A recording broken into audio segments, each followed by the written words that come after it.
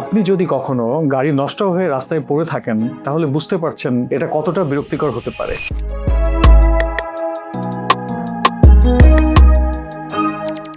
আমি মোহাম্মদ আলামিন, ব্যবস্থাপনা পরিচালক, বসুমতী কনস্ট্রাকশন লিমিটেড। আমি নিজেও এরকম একটি পরিস্থিতিতে পড়েছিলাম। তখন আমি গিয়ার অন অ্যাপের মাধ্যমে আমি মেকানিক কল করি এবং অতি দ্রুত একটি সার্ভিস পাই। আমার কাছে মনে হয়েছে বাংলাদেশে এরকম একটি সার্ভিসের বেশ অভাব ছিল, যেটা গিয়ার অন ধীরে ধীরে সমাধান করছে।